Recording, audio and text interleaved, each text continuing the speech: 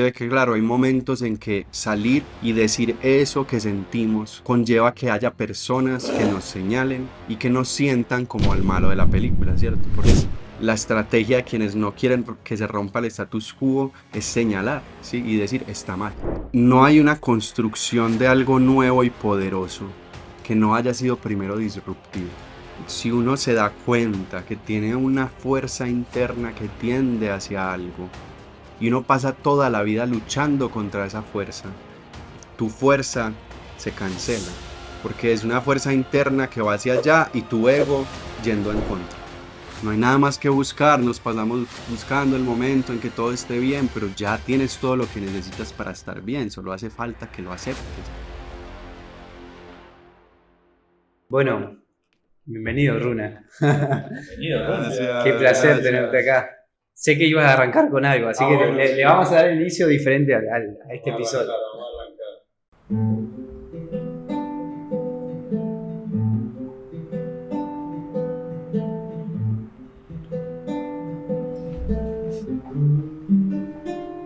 El poder de no encajar.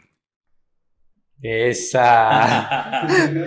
Ahora vamos a profundizar Ahora en vamos a eso. profundizar. Para eso te voy a dejar vos. ¿Sí? Sí, Bueno, primero bienvenido bienvenido. y gracias por también tomarte el tiempo, el espacio para que podamos compartir. Bueno, a Runa lo conocimos también en un evento acá en Medellín y también dijimos, tiene algo en particular, tiene un poder detrás, que en este caso también muy lindo porque ahora nos va a contar un poquito el tema de mezclarlo o de la comunicación a través de la música, y eso es algo súper poderoso que ahora vamos a profundizar un poco. No sé si le comentamos un poco las premisas o ya se habló un poquito. Ok, el poder de no encajar. Dos premisas siempre. La primera, hablar desde el corazón, hablar desde la esencia, de la transparencia y dejar un poco la mente de lado, porque lo que buscamos es simplemente que vos te conectes con tu versión de hace 5 o 10 años atrás. ¿Sí? Simplemente acá estamos en una conversación y hay cámara. Y la segunda premisa es que nosotros consideramos con Emi que el poder de no, hay mucha gente, el poder de no encajar, ¿no? Hay mucha gente que en cierto momento, cierto punto, sienten que no encajan en el entorno, en la sociedad, con una pareja, etcétera, pero que ese no encajar quizás lo lleva a hacerse un poco más introspectivos porque no saben por qué le está sucediendo algo, y nosotros somos de la premisa de encontrar que ese no encajar tiene un poder detrás. Es una revolución interna que te está diciendo que tenés que moverte, que hay algo adentro que lo tenés que sacar, ¿sí? Y un poco el desafío de hoy también es ver, encontrar ese poder y que también desde tu experiencia, desde tu proceso, poder servir de espejo a muchas personas. Excelente, maravilloso, me encanta. Bueno, bienvenido nuevamente. Qué lindo tenerte acá, Runa. La verdad que es un placer.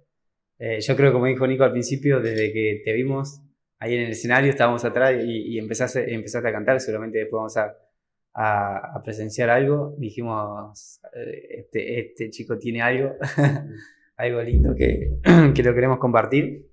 Así que vamos a arrancar una pregunta que muchas veces puede parecer superficial o no, ¿sí? Pero creo que la lleves por donde vos lo sientas, sobre quién es Runa hoy y por qué haces lo que haces hoy en día. Bueno, bueno, pues igual a la pregunta de quién soy, pues muchas vertientes, eh, como dice una canción así, soy lo que soy en este momento, soy lo que estoy siendo, ¿cierto?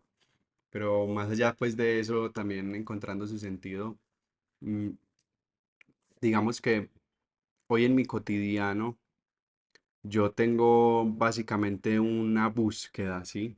Está mi búsqueda, mi intención, la búsqueda a la que yo me alineé y en la que siento que mi corazón está y es construir sociedad, ¿sí? Que lo que hago pueda construir sociedad y me permita y nos permita a las personas que me rodean también acercarnos al mundo que anhelo, ¿cierto? Y que anhelamos en general. Yo siento que para mí hay algo muy importante y es como que no pretendo tener la verdad, más bien yo siento que de alguna manera lo que yo puedo hacer ante el mundo es proponer. Entonces es lo que hago en mi cotidiano, con mi palabra, con mi música, ¿cierto? Propongo. Y aún así tengo muy claro cómo quisiera yo que fuera el mundo, ¿sí? Eh, porque hacia allá tengo que caminar, ¿cierto? Tengo que saber yo qué quiero, pero también tengo muy claro que eso es lo que yo quiero, ¿sí? Y lo que me gusta es encontrarme con otras personas y descubrir qué quieren las otras personas y dónde nos unimos para ir juntos hacia allá, ¿cierto? También desde la comprensión que el mundo lo construimos entre todos y todas y respetando eso, ¿cierto? Simplemente lo que yo hago y cada vez que voy a cualquier lugar del mundo y canto una canción y puedo dejar mi palabra o dejar mis poemas, siempre lo que hago es una invitación y es a que construyamos el mundo que anhelamos. Hay que soñarlo primero para poder saber hacia dónde ir y por más utópico que sea, dirigirnos hacia allá. Entonces esa es la búsqueda en la que me alineo como Runa Guaira, como artista, pero también como Juan Pablo, como ser humano, ¿cierto? En mi cotidianidad. Qué lindo. Wow. Bueno, yo creo que ya tiró varios disparadores, le voy a servir un matecito, el primer matecito también ahí de Runa. Eso. Primer matecito. Con amor, presencia y paciencia. ¿Hace mucho no tomas También. matecito? Hace 6 meses. 6 meses. Ah, bueno, bien. Runa, me encanta, ya inclusive cómo esa perspectiva o cómo te fuiste presentando. Siempre con Emis decimos, ok, ese es Runa hoy y nos gusta sobre todo conocer un poco su proceso, irnos unos años para atrás, que te conectes también con la Runa de diferentes etapas, porque entendemos que ahí en ese proceso, que es hermoso el proceso de cada persona, también puede servir de aprendizaje para muchos, ¿sí? Ahora, yendo un poco para atrás, Runa, y en base a la perspectiva que tenés hoy en día, me gustaría que nos comentes cuál fue tu proceso, cómo fue tu infancia. Sí, ahí le podés dejar ahí tranquilamente. ¿Cómo fue tu infancia? ¿Cómo te criaron? ¿Y cómo fuiste creciendo? Bueno, muy bien, muy interesante esa pregunta. Pues algo que es muy importante de reconocer de mi vida y de mi infancia es que tengo un hermano gemelo, ¿sí? Pues eso conlleva muchas cosas porque de alguna manera es como que tener un hermano gemelo conlleva que las relaciones siempre son diferentes y que la relación vincular más importante no es la relación necesariamente con la madre, sino con el gemelo. Sí, entonces digamos que de ahí ha partido gran parte de mi desarrollo. Yo crecí en una familia de clase media baja, ¿sí? Que cuando yo nací estaban mis padres en este empeño de salir de la pobreza, ¿cierto? Entonces yo crecí en un barrio que en su tiempo, en un lugar que en su tiempo era un lugar un tanto peligroso, ¿cierto? Entonces yo no podía salir pues como mucho a la calle cuando era muy pequeño. Ya de ahí mis padres, luego del esfuerzo de ellos, logramos irnos a otro lugar más seguro y de ahí pues eh, en mi socialización siempre fui muy líder, ¿cierto? Y muy sociable, mucho con mi hermano, además porque em, con mi hermano gemelo siempre compartíamos, entonces yo siempre tenía una interacción social y eso me conllevó mucho como ser muy abierto a las relaciones sociales. Además tengo un hermano mayor, entonces nosotros tres siempre nos vinculábamos mucho en el juego. Mi hermano mayor tiene solo un año y medio más que nosotros. Entonces, siempre nos vinculamos mucho en el juego, ¿cierto? En el compartir. Y yo siento que de alguna manera eso y probablemente mi temperamento y otras cosas hicieron que me volviera una persona muy social, ¿sí? Muy sociable. Em, de ahí pues fui creciendo siempre con esta intención, eh, como con este gusto por liderar cosas, ¿sí? Desde pequeño siempre al jefe de grupo en el colegio, este tipo de cosas. En el colegio fui el personero. Yo tenía al principio cuando salí del colegio empecé a estudiar derecho porque pensaba ser político, ¿cierto? Ahí pues ya como que lleva esta parte de la historia en donde ya pues igual soy adolescente y ahí empieza a marcarse mucho ese poder de no encajar, ¿sí? Porque empecé a estudiar derecho pues con esta búsqueda, claro, desde la misma adolescencia estando en un escenario frente a miles de personas hablando, porque era todo un colegio escuchándome hablar. Y a mí me gustaba, pues como la sensación solo de antes de pararme en el escenario, el corazón latiendo, los nervios y yo respiraba profundo y me llenaba así como me imbuía de una energía muy espiritual. Entonces me gustaba mucho y me gusta mucho pararme en el escenario. Esos momentos son muy especiales. Em, Sin embargo, siempre tuve un profundo cuestionamiento a lo social, ¿cierto? A las estructuras establecidas. Desde pequeño pues tenía muy claro cómo quería yo que fuera el mundo. Yo me acuerdo que cuando veía discusiones entre adultos yo decía, pero pues, ¿qué les pasa? Están discutiendo por una bobada, o sea, eso no tiene, sí. Y ya cuando fue adolescente y tenía pues digamos un poco más de influencia, aunque yo siento que la complejidad de ser adolescente es que se es niño y adulto a la vez, ¿cierto? Entonces es complejo porque todavía te tratan como un niño, pero tienes que ser adulto, ¿sí? Mm, Entonces, frente a esas complejidades, como que allí me encontré yo con un mundo que me estaba exigiendo, que me decía, tienes que hacer esto, tienes que cumplir con esto. En el colegio en general era una persona muy líder, muy social, me iba muy bien con los profesores y en clase siempre era muy atento y participativo. Sin embargo, a la hora de ir a hacer tareas, yo decía, no, pues es que, ¿cómo así? Si es mi vida, si es que yo no quiero estudiar esto, es que yo quiero es leer. Entonces por ejemplo, cuando yo llegaba a las clases de religión ya en décimo y once, en los últimos grados, yo me llevaba mis libros de Saramago. Leía mucho Saramago, me encantaba Saramago y me encanta. Y yo me sentaba a leer, entonces llegaba a la clase de religión y el profesor decía, saquen la Biblia. Y yo sacaba el Evangelio según Jesucristo, ¿cierto? De Saramago, o sacaba los libros de Saramago y yo me ponía a leer, ¿cierto? Y el profesor me decía, Duque, ¿usted qué está haciendo? Y yo, profe, estoy leyendo. ¿Y por qué no tiene la Biblia? Usted se hizo la tarea, tenía que ir donde el párroco a preguntarle yo no sé qué, yo no sé qué. Yo, no, no, profe, no, yo la verdad no creo en Dios, en ese tiempo no creía en Dios. Yo no creo en Dios y tal. Y él decía, pero ¿cómo así? Pero es que usted está en un colegio cristiano y yo sí, porque mis papás me metieron aquí. ¿Cuántos años? 16, 15 Mucha años. conciencia. Sí, así en ese momento como que, pues mis papás me metieron aquí, pero es que tiene que leer y yo, profe, vea. Yo no le critico su religión. A mí me parece que está bien. Yo estoy leyendo. Yo no le voy a cuestionar nada ni nada. Yo solo voy a leer lo que a mí me gusta leer. Usted siga dando su clase. Y él me decía, no, pero es que usted tiene que leer y yo no voy a leer la Biblia. Es que, profe, y empezaba una disertación sobre lo social. Yo decía, profe, usted ha visto cómo la iglesia mató tantas personas. Yo no quiero aprender eso. Eso no es lo que yo quiero aprender. Entonces empezaba una disertación hasta que el profesor se molestaba y me decía, entonces le voy a poner cero. Y yo le decía, póngame cero. Yo no tengo problema. Es que yo quiero aprender es esto y es lo que yo voy a hacer, ¿cierto? Entonces de ahí digamos que una cierta rebeldía y en general en mi vida y también pues mucho en el colegio se manifestaba esa rebeldía en el hecho de, por ejemplo, cuando un profesor nos trataba mal y estaba enojado, yo me paraba y decía, no. Puede ser.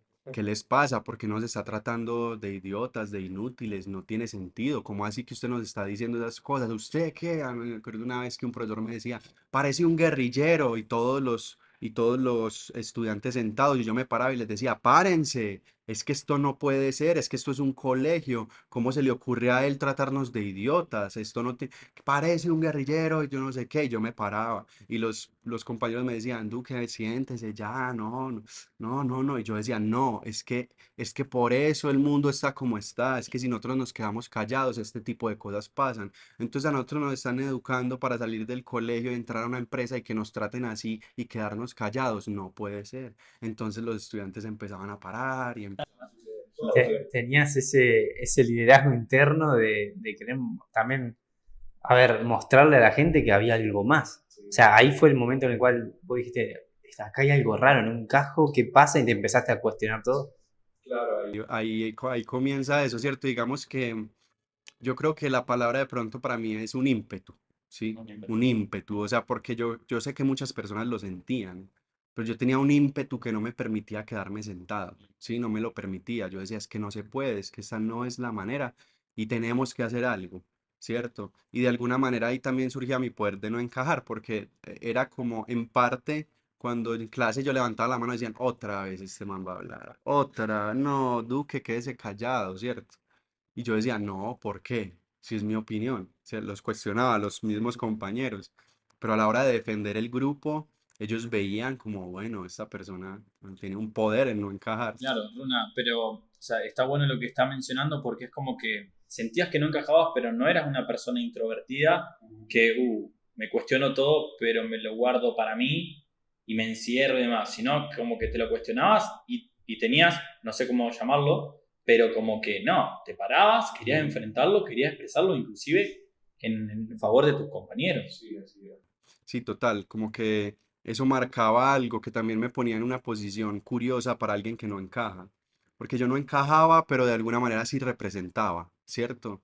Y siento que ahí se manifiesta mucho el poder de no encajar, ¿cierto? Porque es como no encajar con ganas, así era, ¿sabes? Yo no encajo y no importa, y esto está bien y no encajo por esto y por esto y por esto, hice los argumentos, ¿sí? Me pasaba mucho con los profesores que nos sentábamos a argumentar y cuando ellos se encontraban sin argumentos, no, no más, te vas donde el coordinador. Claro, Y claro. yo llegaba donde el coordinador y me decía, ¿por qué lo mandaron? Y yo, señor coordinador, mire, es que pasó esto, y yo le dije esto, y pasó esto, esto. Y el coordinador me miraba y decía, en serio, vuelva al salón. No, pues, usted tiene razón. Sí, o sea, entonces como que ese tipo de cosas en un poder, ¿cierto? Que también lleva a cuestionar a los demás. ¿Y qué sentís o cómo describirías eso? ¿Cómo te sentías en ese momento? O sea, que querías, como que, porque es como dijo Nico, hay mucha gente o por lo menos a nosotros nos pasó, nos dimos cuenta que no estábamos encajando con ciertas cosas y por ahí te guardás porque no sabes con quién compartirlo ni nada, y vos lo sacabas afuera. ¿Cómo describirías eso? ¿Qué sentías dentro? ¿Había un fuego interno que te hacía moverte? Hoy día yo me reconozco mucho con Ganesha, ¿sí? No sé si conocen la historia de Ganesha. La historia de Ganesha es que un día Parvati le pidió a Krishna un sirviente que fuera el más leal de todos, que siempre cumpliera con lo que ella dijera, ¿cierto? Entonces Krishna fue y encontró el humano más devoto de todos, ¿sí? Entonces cuando encontró este humano se lo llevó a Parvati y le dijo, mira, aquí está el humano más devoto de todos, él siempre va a cumplir con lo que tú le pidas. Sí, entonces un día Parvati se iba a cambiar y le dijo a Ganesha, que estaba a la entrada, le dijo, párate en la puerta de mi habitación y no dejes entrar a nadie, ¿sí? Entonces, pues Ganesha se paró y llegó Krishna. Entonces, cuando Krishna llegó, le dijo, déjeme entrar. Y Ganesha le dijo, no, ¿cómo así? Déjeme entrar. Dice, no, si yo soy tu señor, tú tienes que hacer lo que yo te mande. Por eso estoy haciendo lo que tú me mandas. ¿Cómo así? Y le cortó la cabeza. Entonces entró Krishna y Parvati como, ¿qué pasó? Pues cierto, y como que, ¿qué? Pues, pero ¿qué pasa aquí? O sea, porque yo no puedo entrar y como es que me estaba cambiando. Yo le dije a Ganesha que no dejara entrar a nadie, ¿tú por qué entraste? Y entonces le dice, no, es que él no me dejaba entrar, entonces yo lo maté. Entonces Parvati le dijo, hazme el favor y me revives a él. Él estuvo dispuesto a entregar su vida por cumplir con nuestra palabra, porque tú le ordenaste primero que cumpliera con lo que yo le dijera. Y él fue capaz de entregar su vida por eso. Entonces, por favor, lo devuelves, me lo devuelves. Entonces, Krishna, como que, güey, madre, bueno, ¿qué voy a hacer con esta mujer, con esto? Entonces bajó y le cogió la cabeza a un elefante y se la puso a Ganesha. ¿Sí? Esa es la historia de Ganesha. Me identifico mucho con Ganesha porque es en ese sentido. O sea, es como, para mí, en el sentido más profundo, tiene que ver con una devoción. En el sentido de sentir, es que yo siento que esto es correcto y lo siento en todo mi ser, ¿sí? Y si yo puedo hacer algo para que esto sea visto, lo voy a hacer, ¿sí? De alguna manera yo también he aprendido en la vida porque eso me ha llevado a ser una persona en algunos casos muy disruptiva, ¿cierto? En algunos lugares capaz de pararme y decir esto no está bien, ¿cierto? Y no estoy de acuerdo con esto, pero también me ha llevado a que hay algunas personas que no quieren que eso pase, entonces también a veces lleva a conflictos, ¿sí? Y he ido aprendiendo también alrededor de mi vida a hacerlo de una manera suave, dulce y amorosa, Claro, ¿cierto? ¿No? ser estratégico. Y Runa, ¿y qué te gustaría decirle a las personas que están escuchando este episodio y que sienten que no encajan en cierta área o en cierta cuestión de su vida y te están escuchando vos y dicen, bueno, ¿qué hago? Pues primero, a ver, yo creo que mm, hay una cosa que para mí ha sido muy importante en la vida para dar ese paso de no encajar y es aliarse con el arquetipo del villano, ¿cierto? ¿Eso qué quiere decir? No tener miedo a ser el villano. En el sentido de que, claro, hay momentos en que salir y decir eso que sentimos conlleva que haya personas que nos señalen y que nos sientan como el malo de la película, ¿cierto? Porque no sé, o sea, tienes una relación con tus padres y a mí me pasó, por ejemplo, yo dejé la universidad, yo no me gradué de la universidad, yo estudié lo que quería estudiar hasta donde lo quería estudiar, ¿sí? Y yo llegué un día donde mis padres y les dije, he tomado una decisión, no les estoy preguntando, voy a dejar la universidad y voy a estudiar esto, esto y esto y no me voy a graduar, ¿sí? Y si me tengo que ir de la casa, me voy. Es mi decisión y está tomada, ¿sí? Entonces, claro, en ese momento es como, pues pucha, nuestro hijo, ¿qué va a pasar? Pero si nosotros le hemos dado todo, nuestro hijo, ¿por qué está haciendo esto? Si nos, o sea, nosotros sabemos que es lo mejor para él, pero, ¿cierto? Y de alguna manera, como que entrar en ese espacio en que la otra persona te ve y dice, no, pero es que si ven toda la familia, ah, ese muchacho, ¿no? Qué pesar, no, ya se fue por el camino del mal, ¿cierto? Pero realmente es aliarse con el arquetipo del villano que, digamos, fue en mi vida, fue esa capacidad la que me permitió ser gemelo. Porque en los gemelos empiezan a pasar identificaciones duales y polares, ¿sí? Entonces, mi hermano, que se llama Esteban, Esteban en general empezó a buscar la perfección, ¿sí? Entonces él encontraba el amor a través de la perfección, ¿sí? Y como yo era su gemelo, entonces yo hacía lo contrario, ¿sí? Yo encontraba el amor a través de mi imperfección, de ser imperfecto. Ay, es que Esteban le fue muy bien en las notas, entonces ese era su logro, pero mi logro no eran las notas, mi logro era liderar, ser jefe de grupo, ¿cierto? Entonces eran dos cosas polares. Mi hermano en general no era muy social, yo sí era muy social, ¿cierto? Entonces de ahí yo empecé como a perderle el miedo al villano, ¿cierto? A que me señalaran, a que dijeran, no, es que está mal, es que mira, perdí una materia, es que, sí, no, sino como que este soy yo y además vérmelas con la comparación, porque en los gemelos pasa mucho la comparación, como que si ve usted por qué no es como su hermano, que le va bien en las notas. Y ¿por qué? Porque yo no soy él, ¿cierto? Yo soy yo. Y si usted quiere verme a mí, tiene que darse cuenta que es lo bonito que yo tengo, ¿sí? Entonces, de alguna manera, la capacidad como de no temerle a ese momento lleva justamente a ser el héroe. Eso es un arquetipo. Justamente si uno se pone a ver en general las historias, hay muchas historias, por ejemplo, la de Batman, ¿sí? Que Batman es el héroe, está ahí, pero en un momento lo cogen del villano, ¿cierto? Dicen, es el villano. A Jesús mismo le pasó, ¿cierto? O sea, como son historias arquetípicas, a todos nos pasa, ¿cierto? Se repite, como que sí, él está haciendo algo por amor, pero en un momento, como está irrumpiendo con el status quo, entonces la estrategia de quienes no quieren que se rompa el status quo es señalar, ¿sí? Y decir, está mal, ¿sí? Pero entonces ahí también como que en nosotros como seres críticos pensantes y sintientes, está la capacidad también de utilizar las dos orejas, ¿cierto? Digo yo, porque es como que cada vez que uno escucha algo de alguien, uno escuchó por una oreja, pero hay que escuchar al otro por la otra, ¿cierto? Por eso tenemos dos oídos, para poder escuchar las dos versiones y de ahí ser críticos y poder acercarnos hacia la visión que realmente nosotros queremos alinear. Entonces eso es lo primero que yo le diría a las personas que escuchan este podcast y que sienten que no encajan. Y también lo que diría es que no hay una construcción de algo nuevo y poderoso que no haya sido primero disruptivo, ¿cierto? Todas las personas que han construido algo valioso para el mundo, primero fueron rechazadas, ¿sí? Entonces, es ahí donde siento yo habita el poder de no encajar, ¿sí? Porque cuando uno no encaja, uno tiene una perspectiva que nadie más tiene, ¿sí? Nadie más en el mundo tiene. Y uno ahí tiene la posibilidad de ver el mundo en otra versión. Claro, tiene que caminar uno con mucha atención, ¿sí? Porque uno está caminando en terrenos inexplorados. Pero entonces esa es la cosa, no hay tesoros a plena luz del día, no existen. Los tesoros solo se encuentran en los lugares a donde nadie va, ¿sí? Esos lugares donde uno no encaja son los lugares, digo yo, donde Dios ha puesto nuestra semilla.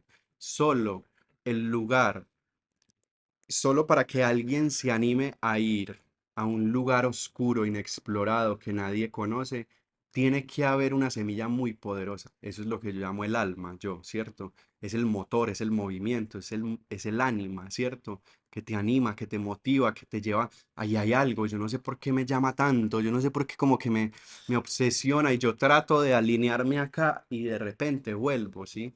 Yo lo llamo el deseo inapelable del corazón. Por más que tú digas, no, sí, a mí me pasó muchas veces, empecé estudiando derecho, luego psicología, luego música, ¿sí? Entonces, cuando estudiaba psicología, yo decía, no, sí, me voy a alinear, vamos, vamos, con todas, sí, yo voy a ser un psicólogo, y había algo que me decía, no, es que, pero, y yo, 3 meses, juicioso, y después me resultaba saliendo de al lado de la universidad donde yo estudiaba, había una Naneco, que es una casa de sabiduría en el jardín botánico, y yo salía de la universidad y me iba para allá a sentarme, a mambear y a escuchar a los mayores.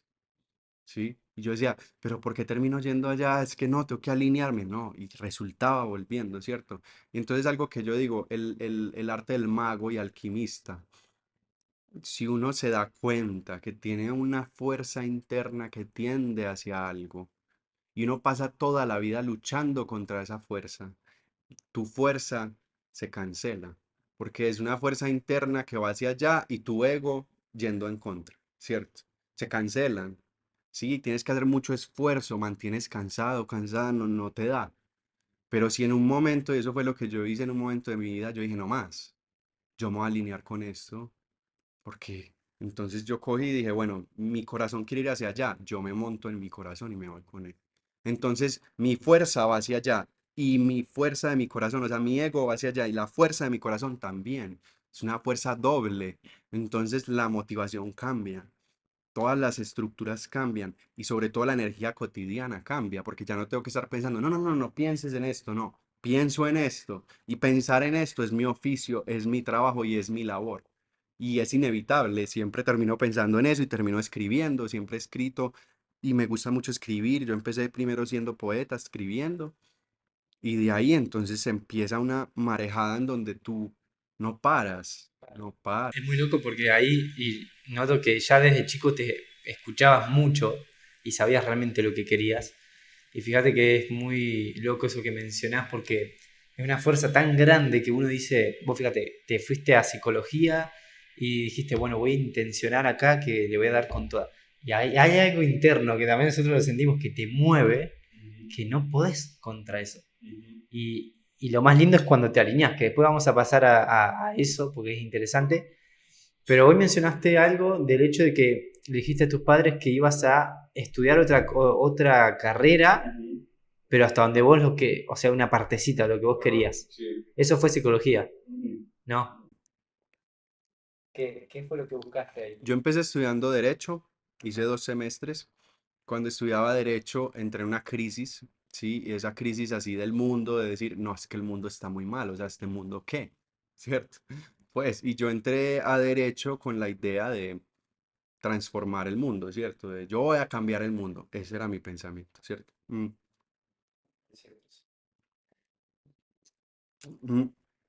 Y llegó un momento en que yo me acuerdo muy bien, yo estaba estudiando derecho, voy a cambiar el mundo y estaba en una crisis muy tesa, no podía dormir, yo me quedaba en las noches mirando al techo, muy triste, no, o sea, yo me encontraba solo caminando descalzo por las calles, era un bohemio con mi libreta escribiendo, no me interesaban las cosas del mundo, yo leía mucho a Germán Hesse, a Saramago, los existencialistas, ¿cierto? Y me dedicaba a escribir, y estaba en una crisis, ¿cierto? Y en un momento yo estaba en una clase donde nos hablaron de Locke y Rousseau, ¿cierto? Esta dualidad entre ellos que dicen el hombre es bueno por naturaleza y la sociedad lo corrompe, y el otro es el hombre nace malo por naturaleza, ¿cierto? Y yo me acuerdo que viendo esa clase fue para mí como una epifanía, porque yo estaba viendo esa clase y yo decía, si esta gente no cambió el mundo y tienen visiones tan diferentes, ¿quién soy yo para pretender saber cómo tiene que ser el mundo? Sí, ese fue mi mayor confrontamiento. O sea, llegó un momento en que yo dije, y ayudado también mucho del mambeo, ¿cierto? Porque el mambeo del Anvil como práctica y tradición nos lleva a analizar todas estas formas filosóficas de la vida en comunidad. Y entonces ahí también llegó un punto en que yo dije, pues que ¿quién soy yo para decirle al mundo cómo tiene que ser? Y además, mire cómo yo estoy. Si yo estoy así, ¿cómo voy a pretender decirle al mundo cómo tiene que ser? Yo primero tengo que estar bien. Yo primero tengo que entenderme para poder saber qué hacer con el mundo. Entonces ahí dije, no, voy a estudiar psicología, ¿sí? Entonces mi propósito al estudiar psicología era entenderme, ¿sí? Entenderme. Era una terapia de años, ¿sí?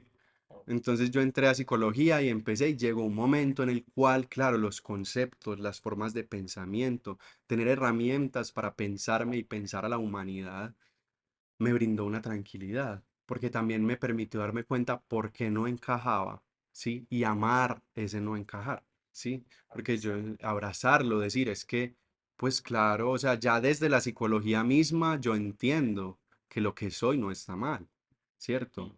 Que lo que soy es otra forma de ser, simplemente que la sociedad tiene un status quo y ese es el problema, ¿cierto? Pero listo, todo bien. Entonces llegó un momento en que yo dije, ya, yo para qué voy a estudiar más psicología. Y yo tocaba la guitarra, yo decía, yo en un momento ya llegó donde pensé y dije, a ver, yo estoy estudiando psicología, pero lo que yo estudie es lo que voy a hacer toda la vida. Y entonces a mí me empezó a pasar algo, es que estaba en octavo semestre de psicología, ya casi terminando, y tenía que hacer muchos trabajos. En ese semestre te tienes que dedicar de lleno. Y yo me acuerdo que yo me sentaba a hacer trabajos y era la desazón, el tedio. Y yo no podía, y terminaba era tocando guitarra. Y yo decía, qué loco, ¿por qué? O sea, esto sí es lo que yo quiero hacer toda mi vida. Yo, ¿cómo quiero descubrir el universo? ¿De qué manera me quiero encontrar con el universo? Haciendo una cosa, una sola. Y yo dije, definitivamente es la música. Es lo único que yo siempre quiero hacer. A eso quería llegar. Te iba a preguntar, ¿por qué la música? Bueno, ¿Cómo, o sea, qué fue lo que te conectó con la guitarra en ese momento? ¿Hubo un momento? sí, sí, hubo un momento. Em, la música, pues primariamente me salvó la vida. ¿Sí? Porque en ese momento yo estaba en una crisis muy grande, depresiva, ¿sí? Y tenía pensamientos suicidas, ¿cierto? Tenía pensamientos suicidas y estaba en un proceso en el cual tenía que haber una contención para asegurarse que yo estuviera bien. Nunca me hice daño, ¿sí? Ni hice daño a otros, pero para mí era un pensamiento recurrente, el decir, ¿qué pasa si yo ya no estoy? ¿Sí? ¿Será que si me muero la gente llora? Sí, como ese tipo de cosas. Mm, y entonces, y yo siempre escribía mucha poesía. Y un día fui, yo empecé a mambiar y mambiar me llevó a darme cuenta que yo tenía que responsabilizarme de mí mismo. Eso fue lo primero, ¿cierto? Mambiando, sentado hablando con otros y que me dijeran las cosas directamente y yo empecé a entender, ah, bueno, primero tengo que aprender a escuchar, a escucharme, tengo que responsabilizarme de mí mismo, de mi cuerpo, de mi alimentación y ahí me empecé a dar cuenta de esas cosas. Y un día yo fui a tomar yagé. Sí, entonces cuando tomé yagé, eso fue un viaje, pues yo nunca he tenido así de nuevo un viaje así de ese calibre, porque me llevó hasta los infiernos más profundos, me encontré con el dolor de la humanidad, lo sentí, me encontré con la locura, yo decía, yo estoy loco, y el yagé me dijo, ¿usted cree que está loco? Mire lo que es la locura. Y yo decía, no, yo no estoy loco, no, pero yo no me quiero quedar así, no, güey, madre, ¿cierto? Y después, cuando yo solté, que es el momento muy espiritual del yagé, un momento muy poderoso y muy sanador, cuando uno muere. Sí, llegó un momento en que no me soltaba, no me soltaba, y yo dije, ah, pues si ya me quedé así, me quedé así, si ya me morí, me morí. Y me eché, me solté. Y en ese momento me llevaron al cielo. Y fue muy bonito como volver al origen, porque morí completamente. Y volví a nacer. Y me mostraron todo desde el origen, así como la vida, cómo se crea. Y empecé a amar la vida y yo me di cuenta, wow, la vida es hermosa. Yo en ese tiempo fumaba mucho, 20 cigarrillos al día, 20 cigarrillos al día. Porque yo decía, pues no soy capaz de matarme, pero me mato lentamente, Claro. ¿cierto? Em, y después de ese día yo dejé de fumar porque cuando yo abrí los ojos yo dije, wow, la vida es hermosa. la vida es hermosa, yo creía que me había muerto y me dieron otra oportunidad y estoy aquí, y la manga y el sol y los pájaros, y yo, uy, mami, gracias por traerme a la vida. O sea, después llegué a casa, le hablé a mis papás, les dije gracias por darme la vida, ¿cierto? Todo eso. Y toda esa noche hubo un chico tocando música, ¿cierto? Con charango y guitarra. Y el chamán también tocaba música. Y yo no sé, desde ese día se me despertó una cosa. Yo antes de tomar el viaje, yo le dije, abuelito, por favor, despierta todos mis dones. Eso fue lo que le dije. Ese fue mi propósito, despertar todos mis dones. Y después de ese día, yo no me aguanté y me conseguí una guitarra por 25.000 pesos. O sea, ponle $5, así. Una guitarra así rajada. El primer día que la tuve, la porrié y yo me senté y empecé a tocar. Y para mí era increíble porque yo le hacía así y ya estaba bien. Y me pasaba horas, horas tocando, horas. Ya tenían que ocupar mi mente y lo disfrutaba. Y para mí era sumergirme en el sonido, nada más. No quería nada más. Y pasaba muchas horas tocando. Entonces ahí, de hecho, ya empezó a pasar a que yo llevaba a la universidad, dejaba los libros y metía mi guitarra en el morral. Y yo tenía era mi guitarra, siempre iba con mi guitarra al hombro, siempre, siempre la tenía ahí. Y eso me salvó la vida, lo digo es porque me permitió encontrar algo que yo decía, cuando yo empecé a tocar al año, ya tocaba Silvio Rodríguez, porque yo nunca pensé, yo decía, yo no pretendo ser músico, no pretendo ser cantante, a mí me gusta, eso es todo. Puede ser que hayas encontrado una forma de presencia a través de la... Exactamente, exactamente, portal de presencia. Y eso para mí, de hecho, es lo que enseño a mis estudiantes. La música es un portal a la presencia directo, sin intermediarios, ¿sí? Y divertido, además, ¿cierto? Ujú. ¿Qué es para una presencia? Para mí la presencia, a ver, hay varias descripciones que yo podría dar. Una forma de detectarlo, para mí hay una forma de detectar la presencia, y es el momento en que aparece la mente y dice como que hay como un automático de la mente que dice, bueno, ¿cuándo va a terminar esto? ¿Cierto?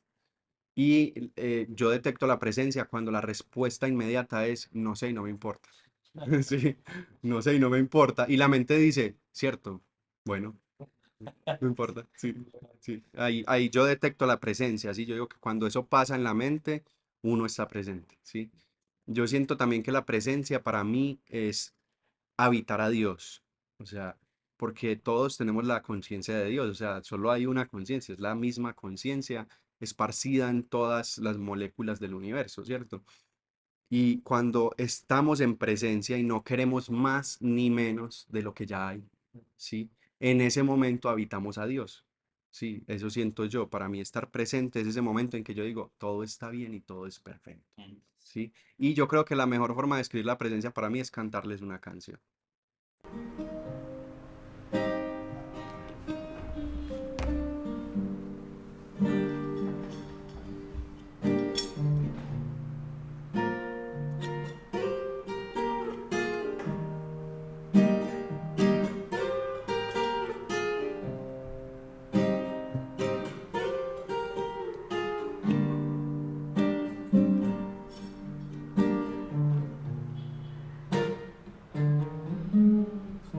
Suelto mi pensamiento y no me juzgo, soy lo que soy, soy lo que estoy siendo en este momento. Qué gran acierto.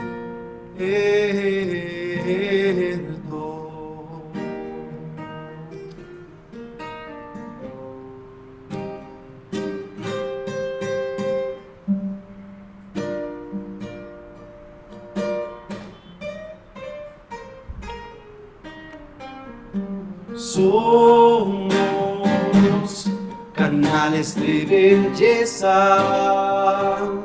la vida manifiesta del misterio creador. Somos canales de belleza, la vida manifiesta del misterio creador. Tan simple y tan sencillo como estar en el momento ideal, que siempre soy aquí ahora. Tan simple y tan sencillo como actuar, la vida es hoy y nunca más, y en el presente soy eterno. Ah. Ah.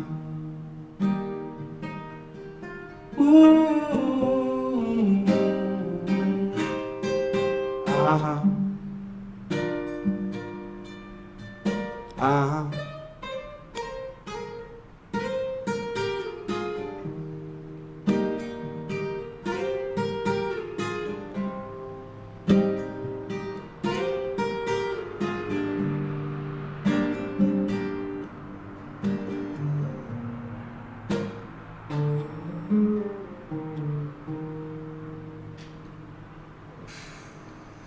Wow. No. Wow, qué buena letra. Obviamente la compusiste vos. Esa la escribí en compañía de dos queridos amigos, de Alejandro y Adrián. ¿La tienen grabada? Sí, ya Ah, pronto bueno, vamos a la vamos a lanzar. dejar. Sí, la vamos a dejarla. dejar. Ah, ¿no se lanzó? Pues está, en este momento está en YouTube, Ah, listo. una en vivo, y pronto vamos a lanzarla en Spotify, la versión de estudio. Voy. Sí, sí. La canción se llama Pensar Bonito. Sí. Ok.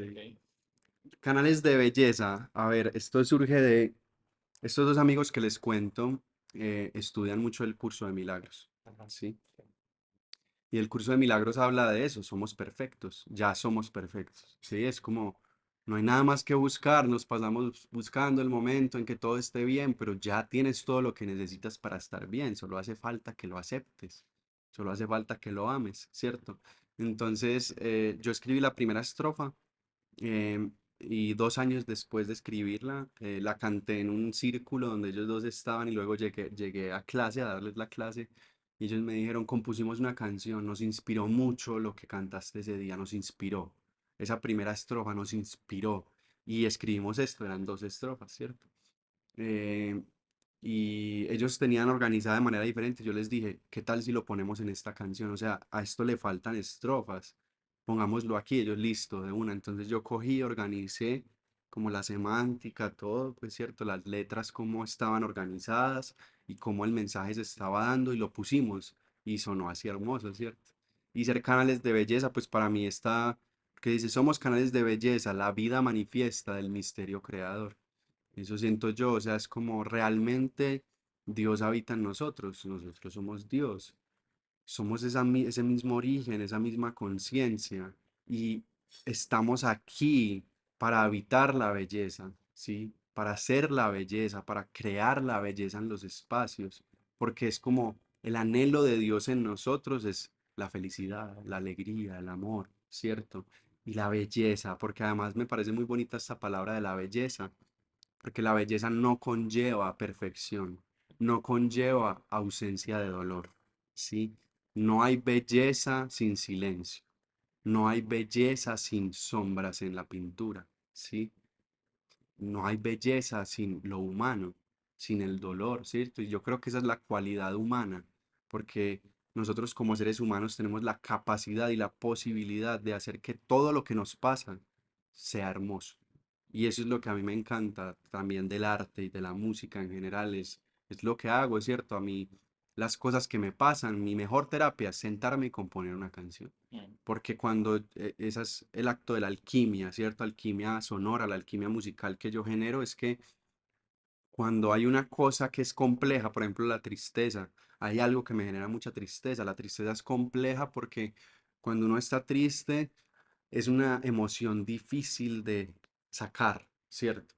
Y sobre todo cuando hay situaciones muy complejas, es difícil no pensar en eso. Cuando hay un duelo profundo, cosas así muy humanas, es difícil dejar de pensar en esa persona que se alejó, es difícil dejar de pensar en la herida, ¿cierto? Entonces, socializar se hace muy complejo, porque vas a socializar y estás triste, no quieres hablar de otro tema que no sea ese, pero hay mucha gente que no conoces. Entonces te tienes que reprimir y eso conlleva una cierta disposición energética, o sea, tienes que respirar o te quedas en tu casa y no sales, pero tienes que salir porque si no es complejo, puedes deprimirte, ¿cierto? Entonces, mi estrategia, lo que yo hago es que yo habito mi emoción y la habito con toda, porque ese es mi oficio es habitarme. Y cuando yo me habito en un momento, vuelvo eso a una canción. Y eso me permite llegar a un espacio y no tener que ignorar mi tristeza, porque la puedo cantar. Wow. Y cuando la canto es hermoso. Oh, claro. Sí, entonces, Esa detrás de Qué eso. lindo, claro, la atravesás y la usás a tu favor y la canalizás. Runa, mencionaste cuando hablábamos un poco de tu proceso, de tu etapa también de rebeldía con el tema de Dios. Hablemos un poquito de Dios, de, no sé, entiendo que, como bueno, estuviste en un colegio católico, pero ya en su momento decías, yo no creo en Dios o no creo en ese Dios. Comentanos si querés cómo fue que en tu proceso también fuiste cambiando la percepción de Dios, porque claramente ahora lo hablas, que el Dios habita dentro nuestro. sí. Pues a ver, yo parto del hecho de que algo que a mí me tocó mucho de estudiar en un colegio cristiano fue Jesús, ¿cierto? Porque siempre nos enseñan mucho de Jesús. En general en nuestras culturas siempre Jesús está muy presente. Y a mí me encantaba. O sea, cuando yo estaba ponle en quinto, eso yo podría tener 10 años. Yo recuerdo que a mí el profesor, o sea, era el mejor en religión, porque el profesor decía, escriban qué les ha enseñado Jesús. Y yo decía, wow, sí. Porque yo decía, Jesús, o sea, qué bueno que a mí me enseñan esto, porque me parece que él era una buena persona, él estaba en lo correcto, era amoroso, y yo decía, es que así es como deberíamos ser, entonces me encantaba, porque yo me acuerdo que yo escribía, a mí lo que me enseñó Jesús, yo recuerdo muy bien que saqué un 5 por eso, porque yo escribí, lo que a mí me enseñó, sí, un 5 es el top, sí, el 5 es el top, aquí pues al menos en mi colegio era el top. Saqué un 5 porque yo escribí, a mí lo que me enseñó Jesús es a creer en mí, porque él nació sintiéndose el Hijo de Dios y nunca lo ocultó. Tuvo la capacidad de decirle al mundo que era el Hijo de Dios. Y eso es lo que a mí me ha enseñado Jesús, que lo que yo siento en mi corazón, tengo que ser firme con eso y tengo que ser capaz de pararme y decir, esto soy. ¿Sí? Y entonces eso escribí yo como a los 10 11 años, ¿cierto?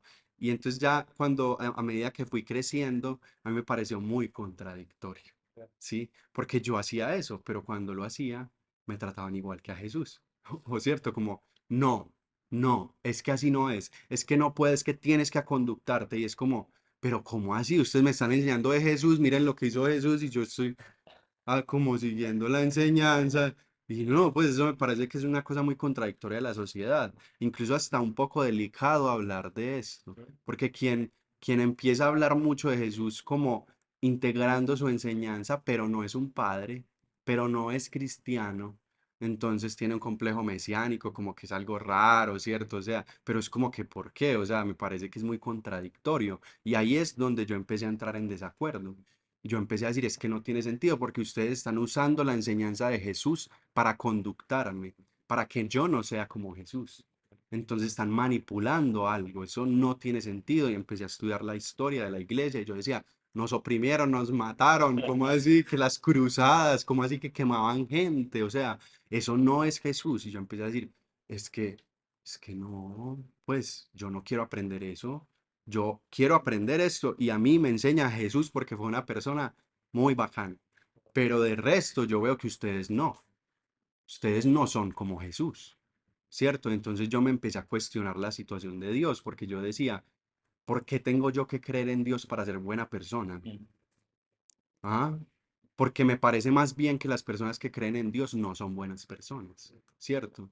Y yo me empecé a dar cuenta de eso. Me parece más bien que las personas que creen en Dios quieren que los otros sean como ellos y obligan a los demás a ser como ellos y no aman al prójimo, ¿cierto? Entonces yo empecé a decir, no, yo puedo ser buena persona sin creer en Dios. Y es que ¿dónde está Dios? Yo no lo veo, ¿cierto? No está aquí, ¿cierto? Y esas eran mis disertaciones con el profesor de religión, porque él me decía, ¿cómo no vas a creer en Dios? Y yo, es que ¿dónde está? A ver, muéstremelo. Y él me decía, no, es que Dios existe en todo. Y yo le decía, pero entonces si yo creo en los duendes, entonces yo puedo creer en los duendes. No, usted no puede creer en los duendes. Y yo, pero ¿cómo que no? Si usted me está diciendo que es que Él es omnipresente, y yo digo que los duendes son omnipresentes, ¿cierto? Pero es que pruébeme los duendes, yo pruébeme a Dios. No, entonces usted no me puede obligar a creer en lo que yo quiera, ¿cierto? Pero de alguna manera, claro, yo empecé a entender, además empecé a estudiar el ateísmo, porque también como que siempre he tenido, me gusta estudiar las cosas, entonces como que yo decía, soy ateo, pero después como que alguien me dijo, usted no es ateo, usted es agnóstico. Y yo, ¿qué? Entonces me fui y estudié y yo, sí, yo no soy ateo, soy agnóstico. ¿Qué sería agnóstico? O sea, agnóstico es que no practica una religión, Ok. ¿cierto? Es que no piensa en el dogma. El agnóstico no tiene un dogma, eso es. O sea, no cree en el dogma, ¿sí? Simplemente cree en la vida. O sea, y no necesariamente llama a Dios Dios, porque eso era lo que yo le decía. Es que yo no creo en Dios, yo creo en la vida. La vida es lo que yo puedo ver, la vida está viva, la vida está frente a mis ojos, tú estás frente a mí, y por eso yo creo en ti. Y para mí ahí habita lo que tú llamas Dios, porque eso es la vida, y para mí la vida es la madre, la vida es la que crea todo, la vida es un suceso, pero ese suceso tiene unas cosas que son hermosas, como unas cosas que uno no, por más que uno cuestione, son así. La vida está viva, la vida tiene una lógica y un sentido. Y entonces por eso ya decía, soy agnóstico, ¿cierto? Entonces como yo, pues yo no la llamo Dios, yo lo llamo vida, ¿cierto? Y ahí empecé pues como a crecer en eso. Y ya después cuando empecé a cambiar, pues también fue un relacionarme con otras visiones, porque la gente me empezó a decir eso, es que todos somos Dios, es que Dios está dentro de nosotros. Y yo decía, eso para mí tiene más sentido porque todos estamos vivos, Claro, ¿cierto? claro. Todos estamos vivos y para mí eso tiene más sentido. Y así tú no creas y así tú pienses esto y así seas una persona terrible, Dios está en ti. Y yo decía, pues sí, es que también como que yo no sé, pues míreme a mí, yo soy lo que soy y al final hay personas que me critican y que me señalan de malo. Entonces también pienso yo para señalar que alguien es malo, no lo sé, ¿no? Yo simplemente estoy aquí viviendo la vida y viendo a ver qué pasa. Entonces ahí me fui relacionando más también como con la idea de Dios de otra manera y fui encontrando como esta otra manera de ver a Dios ya cuando tomé yagé, que fue un momento así de pues morir y llegar al cielo, es encontrarte con lo único que existe, es una conciencia. Yo no me acordaba de mi nombre, no me acordaba de hablar, no sabía hablar, yo no existía nada, de hecho estaba en un vacío infinito y solo había una existencia, ¿sí? Y esa existencia no era yo, porque no era Juan Pablo, no era Runa, no era nada de eso, era existir. Y ahí fue donde yo dije, esto es Dios. O sea, para mí esto es Dios, es la mera existencia en donde no hay condiciones, en donde no hay nada más, solo una conciencia existiendo. Sí, ahí fue donde yo dije, bueno, siento que me he encontrado con eso, ahora ya vi a Dios, ¿cierto? Ya lo siento, como que me parece muy bonito, me ha gustado siempre mucho Carl Jung, y ahí una vez que a él le preguntan, como que usted cree en Dios, y él dice algo que para mí es encantador, porque así lo siento yo también. Él dice, no, yo no creo en Dios, yo sé. Sí, y eso me parece hermoso, porque él decía, también estudiando a Jung, él decía, no, es que yo no quiero una espiritualidad vana, yo quiero una espiritualidad racional, decía él, ¿cierto? Yo quiero saber las cosas, yo quiero entenderlas, o sea, yo quiero llegar a experimentarlas, no hablar de ellas, ¿sí? Y eso me parece a mí muy bonito. Yo no quiero una espiritualidad racional, mi espiritualidad es funcional, así la determino yo, ¿cierto? Para mí, cada cosa que se hace del espíritu, encender una vela, prender un copal, todo lo que se hace así de manera espiritual tiene una función y es en la medida en que yo me doy cuenta que hace eso, que para mí tiene un sentido y un valor y que deja de ser un dogma, ¿sí? Para tener una función, ¿sí? Y ser funcional y permitirnos algo específico. Y ahí es donde yo siento que ya me encontré con Dios y para mí es una certeza. Una certeza. ¿Y por qué Runa? Bueno, eso es bonito, Runa. Porque contaste en el hecho de que ahí te pudiste desidentificar, iba a decir. Está bien dicho, ¿no? Sí. O que pudiste sacar, o sea, realmente te diste cuenta que no eras vos, que no eras ni Runa, ni tu música, ni nada. Ajá. Y Sí, sí. encontraste el todo, realmente te diste cuenta que éramos, somos. Que no, tampoco somos porque nos separa. Es. Es. Ajá.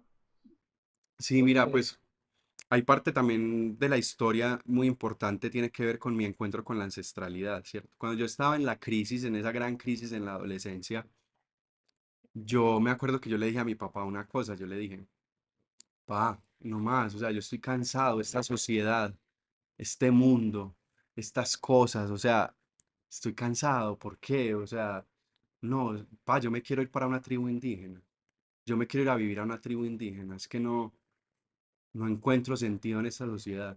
Y él me dijo, hijo, las cosas llegan en su momento, tranquilo, todo es en su momento, usted dedíquese, gradúese y ya hace lo que quiera. Y yo como que, ay, güey, ¿qué más le vamos a hacer? Pues resulta que más o menos un año después, por muchas casualidades de la vida, me encuentro yo conozco un amigo que mambea y que está aprendiendo de las tradiciones indígenas y yo termino allá, así por arte de magia, o sea, por casualidad termino allá. Y yo digo, wow, o sea, y empiezo a aprender de las tradiciones ancestrales de este territorio, de Colombia, que era lo que yo quería. Yo decía, todo llega cuando tiene que llegar, ¿cierto? O sea, finalmente las palabras sabias de mi papá también en un momento para él fueron, ¿qué le dije? ¿Cierto? Porque le llegó, ¿cierto? No tuvo que ir hasta allá. Entonces yo desde ese momento, desde los 17 años, empecé a aunarme a las tradiciones ancestrales del territorio de Colombia, a conocer lo que también hace parte de mi sangre, ¿cierto? Y ahí empecé a asistir a los mambeos, sí, a la utilización del mambe del ambil, que es muy parecido al mate, ¿cierto? Ahorita hablábamos de eso. Es una forma de uso muy parecida al mate. Luego fui a tomar yagé, que es algo normal, o sea, también como que ahorita, hoy día, es también encontrarnos con que nosotros como americanos tenemos un tesoro, o sea, esos tesoros son las tradiciones, ¿sí? Porque ni siquiera son las plantas, porque una planta tú la puedes usar solo, pero si tú tomas yagé solo no es lo mismo, es la tradición, es esa forma de uso que hay alrededor de una planta que es milenaria esa forma de uso y tiene una magia, ¿cierto? Entonces yo empecé a acercarme a eso y eso me sanó. O sea, bueno, obviamente no eso, yo me sané a través de eso, ¿cierto? Yo llegué a amar la vida, yo entendí cosas que no había entendido y yo dije, pues esto tiene un poder muy grande porque entonces yo me empecé a sumergir en ello, ¿cierto? A conocer las tradiciones ancestrales de nuestros territorios y a vivirlas, experimentarlas en carne propia. Y ahí para mí eso ha sido algo muy importante, me ha enseñado muchísimo, sí, ha sido mi camino, mi escuela espiritual, ha sido, yo voy a las plantas, ellas son mis maestras, ¿sí? Y ahí encontrar pues como todo esto, y así llegó Runa Guaira, ¿cierto? Un momento estaba yo en una ceremonia del sur de Bolivia, que es una ceremonia de una planta que se llama Huachuma, y en esta ceremonia típicamente a veces hacen bautizos, ¿cierto? Es típico que en las tradiciones ancestrales antes los nombres no se ponían porque sí, sino que los niños nacían y cuando nacían ellos hacían cosas y la gente los empezaba a llamar de una manera, o sea, no se ponían nombres, ¿sí? Entonces, em, por eso había uno que llamaba el trepa árboles, porque trepaba muchos árboles, pero a medida que iba creciendo, después se volvía el mejor cazador y decían, de- flecha al ojo, por ejemplo, porque siempre tiraba la flecha y daba en el ojo. Entonces, flecha al ojo y cambiaba su nombre. Entonces, así es esta tradición. Yo pedí un nombre espiritual, pues yo pedí mi nombre, que me bautizaran, que me pusieran otro nombre, y esa noche me pusieron el nombre de Runa Guaira, ¿sí? Y es muy bonito porque a mí me ha traído mucho sentido, o sea, esos nombres como que cargan de sentido la vida. Entonces, Runa Guaira son dos palabras en quechua. Runa es la palabra que se usa para denominar al ser humano, pero significa vibración manifiesta, tierra que camina, ¿sí? Tierra hecha ser humano, ¿sí? Eso significa runa y así denominan al ser humano, ¿sí? Y Guaira significa viento. Entonces, básicamente la conjunción de estas dos cosas significan viento que se hizo ser humano, viento amasado. ¿sí? O sea, lo que dice es que mi carne es viento que terminó siendo carne, ¿sí? Y eso me da mucho sentido porque yo trabajo con el viento, con el aire, ¿sí? Las vibraciones, yo soy experto en esculpir el aire, eso es la música, esculpir el aire, yo conozco cómo mover las ondas sonoras para poder crear un contexto, ¿cierto? Tiene mucho sentido y además lo de runa me trajo un aprendizaje muy grande porque en el colegio a mí me enseñaron que el mundo es caos, ¿sí? O sea, que todo es entropía, ¿cierto? Y que todo tiende al caos y que existe la naturaleza y el ser humano separado de la naturaleza. Y entonces cuando a mí me enseñaron runa, empecé a estudiar la cultura quechua y en la cultura quechua se dice que es que el ser humano no es diferente a la naturaleza. El ser humano es un animal más que ha llegado a un estado particular, ¿cierto? Y entonces ahí fue donde yo empecé a entender, claro, entonces ese concepto de que la naturaleza es entropía es errado a mi modo de ver. ¿Por qué? Porque el ser humano busca el orden, el ser humano busca la armonía, incluso los animales buscan estar bien. Entonces, todo impulso de querer generar armonía es también naturaleza, ¿sí? Entonces, claro, la naturaleza tiene una entropía, pero a la vez tiene las conciencias buscan el orden, ¿sí? Buscan la armonía, la felicidad, el amor, la belleza. Y eso también es naturaleza. Entonces también es una forma de habitar de Dios, ¿sí? Y por eso para mí es importante. Esa palabra runa significa eso también. Porque en los quechuas dicen que no todo ser humano es runa, ¿sí? El ser humano que es runa es el que sabe que es tierra caminando y que su propósito es sostener la vida en la tierra, ¿sí? Eh, quiero traer un tema, uno de los últimos, porque llevamos una horita. ¿Lleva una hora? Sí. Y obviamente aprovechando que sos músico, pero aparte músico medicina, ¿sí? Música para el alma. Y bueno, últimamente con Emi también, o sea, cada vez más atento al poder que tiene la palabra, al poder que tiene la letra de una canción. Y obviamente uno cuando cada vez se vuelve más consciente también empieza a ser más selectivo por amor propio con lo que escucha. Estamos en Medellín, tierra por ahí de muchos talentos del reggaetón. Yo cuando era chico escuchaba mucho reggaetón, ¿sí? Y hoy en día escucho una canción que hace 15 años no escuchaba, y, o sea, acá en el subconsciente está, le repito, y hoy en día, parado desde otro lado con otra conciencia, me la cuestiono y digo, wow, la información que tengo guardada en mi mente. Entonces, consultarte a vos o cuál es tu perspectiva al respecto, con respecto a que la música podemos usarla como medicina, pero que obviamente al haber diferentes géneros, que muchas letras por ahí yo considero vacías, ¿qué consideras vos al respecto de ese tema? Pues bueno, mira, yo en mi entender toda la música es medicina, ¿cierto? Lo que pasa es que la medicina también puede llegar a ser veneno, todo depende de la dosis, ¿cierto? La cosa es que yo siento que la música en sí, toda la música, tiene una magia muy poderosa y es que refleja el sentir humano, ¿sí? Para mí eso es muy importante porque yo comprendo y no, yo no rechazo las músicas en el sentido de decir, no, es que esta no está así. Estoy muy consciente que hay letras con las que yo no vibro, ¿cierto? Y que no quiero escuchar esa letra, no quiero escuchar eso. Eh, También creo que es una lección personal, hablando pues de cada persona cómo escucha, pero yo siento que la magia poderosa es cuando tú te vinculas con una canción, porque vincularte con una canción conlleva entender que hay una experiencia que tú estás viviendo. Entonces, incluso hay canciones, por ejemplo, hay un vallenato que yo hace poco entendí y yo antes decía, no, ese pues, pero lo entiendo y es como, wow, y además es súper consciente. Decir que no te amaba sería negar mis canciones. Que Felimonina nunca le cantó a su tierra. Dice, yo puedo perdonarte si es que estás arrepentida, pero volver contigo no lo puedo hacer ni en sueños. O sea, yo puedo perdonarte, sí, pero no va a volver contigo. Sí, y la música consciente está por todas partes, ¿cierto? Realmente yo siento que ya por el otro lado a mí lo que me suscita una reflexión es la responsabilidad de las personas que creamos música, ¿sí? Eso ya para mí, pues como los escuchas, es como, mira tú con qué te vinculas, porque te va a llevar a llegar a tu inconsciente y eso de decir como que no, pero es que a mí me gusta es como suena, ¿no? La letra no.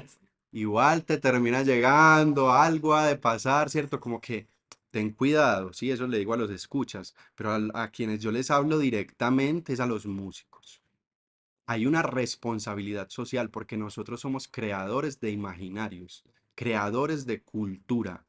Sí, cuando nosotros cantamos lo que cantamos, creamos cultura y hacemos una forma de pedagogía muy poderosa. ¿Sí? Entonces el decir que yo soy músico y no me importa lo que cante es para mí ser irresponsable. ¿Sí? En el sentido mira, es que sí, está bien que tú generes dinero con esto, claro, pero cualquier cosa para crear dinero, ¿sí? Eso es como robar.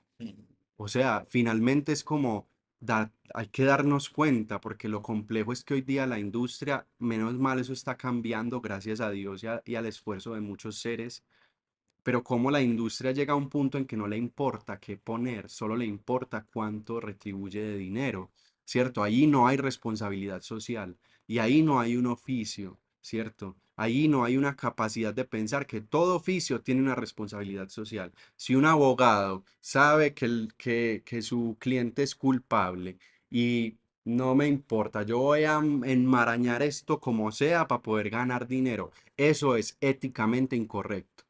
Es igual para un músico, ¿sí? Si un músico dice, es que esto, incluso cuántos músicos, dice que hay muchísimos músicos de los más top que no quieren cantar lo que cantan y aún así lo están cantando, que componen una canción hermosa y su productor llega y les dice, no, es que esto no pega, hay que cambiarlo así, hay que ponerlo así, ¿cierto? Y ellos sienten el dolor en su corazón, pero aún así lo hacen. Y ahí está la responsabilidad social y también el ímpetu de decir no. ¿Cierto? La capacidad de decir no, porque es que a mí me escuchan millones de personas y yo quiero construir esto. Entonces ahí está la cosa. ¿Cuál es el mundo que tú quieres construir? ¿Sí? Porque, sí, yo el mundo que quiero construir es una mansión con 3 carros, ¿sí? Y estar súper bien y claro, no, yo soy manifestador, ¿cierto? Tan, y yo manifiesto todo esto, pero detrás de eso hay gente sufriendo. Yo manifiesto lo mío, ¿cierto? Ahí no estás creando mundo, Y te estás separando. y te estás separando, exacto, porque después cuando llegues y veas las personas que sufren, vas a decir, no, yo no tengo nada que ver con eso, no, no, no, no, no, ¿cierto? Porque la forma de crear un mundo donde yo esté realmente bien es un mundo donde todos los demás estén bien, en la medida de lo posible, lo mejor que puedan, que yo pueda aportar a eso, ¿cierto? Entonces ahí es donde yo siento, para mí es una situación laboral, ¿sí? Yo como músico hablo laboralmente a los músicos, hay que ser responsables, ¿sí? Socialmente y éticos. Me encanta, yo creo que respondió todo. Sí. Y vamos a cerrar una pregunta que esta es para vos, para ese Runa, que tal vez ahí no sabía que era Runa todavía, conscientemente de los 10 11 años. ¿Qué le dirías a ese chico de 11 años que por ahí sentía ese fuego, que no veía el camino, que tal vez no encontraba en ese momento una salida, pero realmente sentía ese fuego de que había algo más? ¿Qué le dirías a ese Runa hoy, desde donde estás? ¿Qué le dirías? Muy bonito eso que me preguntas porque justo ahorita estaba en un taller y hicimos un ejercicio del niño interior y me encontré con el niño de 7 años, justamente, Wow. sí, como yo le diría, primero, lo primero que haría sería cantarle, claramente, ¿cierto? Sería como, ay, mira en dónde estamos, mira lo que sabemos hacer, ¿cierto? Como, porque yo siempre decía, yo voy a ser músico en mi otra vida porque esta vida no nací con la voz para cantar, eso decía yo. Y claro, después me morí con el ya, hey, ya esta es mi otra vida, entonces es cierto. Pero, o sea, eso, yo sería como, mira lo que, o sea, para mí sería algo muy, muy emocionante poder llegar y decirle, hey, mira lo que nos volvimos. Mira, mira, mira, qué nota, ¿no? O sea, como de cantar y porque también con los niños me gusta mucho la música, o sea, los niños con la música se conectan, entonces yo siempre toco, los niños bailan, todo, cantamos. Y eso haría con mi niño interior de primerazo, ¿cierto? De, y respecto a eso de no encajar, ¿qué le diría yo? Como que aprende a ser estratégico, ¿sí? Aprende a ser estratégico, sigue así, pero aprende a ser estratégico, ¿sí? Para poder evitar el dolor cuando no es necesario, ¿sí? porque puedes transformar las cosas y puedes tener ese ímpetu sin necesidad de dañarte o de dañar a otros, ¿cierto? Y eso le diría yo. Qué hermoso mensaje. Y bueno, nuevamente agradecerte por el tiempo, por tu sabiduría, también por la hermosa canción que después, bueno, le vamos a dejar y ya tenemos acá la primicia. Y obviamente por haber compartido, por haberte vulnerabilizado y obviamente por haber servido de espejo, ya inclusive para nosotros y seguramente para la gente que lo ve. Eso es lo más importante, siempre lo decimos. Cada episodio es como que realmente creo que aprendemos mucho nosotros y nos espejeamos con la personita, y eso es lo más valioso y lo que más valoramos. Y después si a alguien le llega a través de estas cámaras, que hoy acá parece que son 3 cosas que nos apuntan, ¿viste? Pero después se sube y puede impactar. Sí, así que bueno, pero bueno, soltamos eso. Así que gracias, Runa, de corazón. Muchas gracias por estar acá. Mil gracias por Por invitarme, compartir. por permitirme estar aquí. Es para mí una alegría. Sí, es para mí una alegría. Bueno, también nos sobra decirles que ahí estamos en Spotify, en YouTube, Runa Guaira también, para que escuchen las canciones, se nutran de estas canciones, ¿cierto? Y podamos seguir así creciendo y compartiendo. Y bueno, que la vida siempre nos traiga estos momentos de poder compartir. Yo quisiera terminar con una canción. Sí, Listo, por de favor, una. dale. Vamos con otra. Me encanta.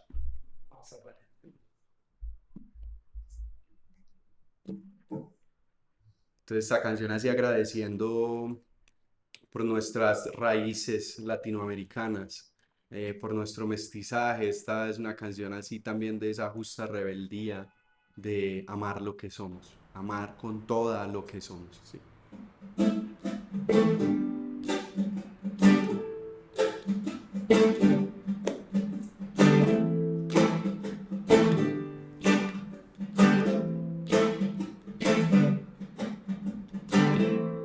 Siglos enteros de andar sobre esta tierra, ingenuos y armados, la expedición se hizo guerra. Los ríos de sangre se han vuelto mar después de la muerte inevitable. La vida no cesa, hijos de esclavo y conquistador.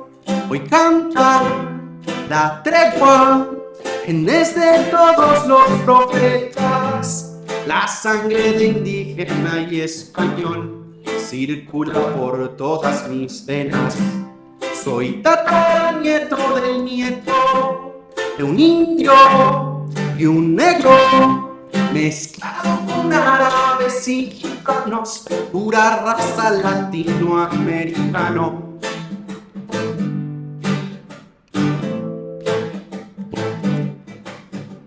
Así voy caminando por la cordillera, hablando por las plantas que salen de la tierra. Cuando me confundo voy al rito sagrado a mirar punto por punto lo que me tiene estancado. Por la boca siempre voy mambeando la coca, palabra de vida por cambiar lo que me toca. Viendo el pensamiento para la conciencia llevarlo a la acción. No confundas tradición con adicción. Ven, cambia tu mente y no nos busques porque somos diferentes. Un camino sagrado es el que nos han heredado los ancestros y ancestras que en la tierra caminaron. Bejucos, campos, hongos, hojas, flores, una sola cultura que trae a la vida amores. Liberación, liberación es lo que llamo en esta canción. A mi pueblo y su tradición, que es del amor, manifestación. Liberación, liberación es lo que llamo en esta canción. A mi pueblo y su tradición, que es del amor, manifestación. La sangre de indígena y español circula por todas mis venas. Soy tataranieto del nieto de un indio y un negro, mezclado con árabes y gitanos, pura raza latinoamericano. Pura raza latinoamericano. Pura raza, pura raza, pura raza latinoamericano.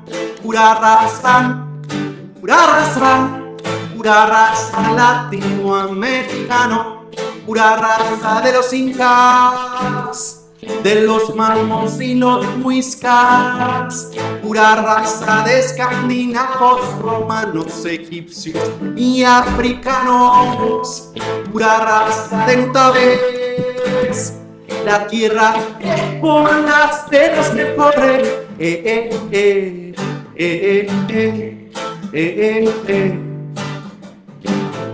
La sangre de indígena y español circula por todas mis venas.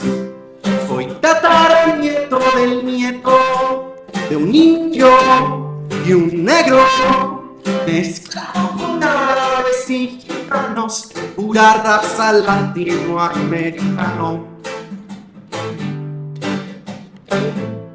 Pura raza latinoamericano, pura raza latinoamericano, pura raza latinoamericano. Así que con esto cerramos el episodio. Y bueno, gracias y nos vemos ahí en un siguiente Chau, episodio. chau. Chau.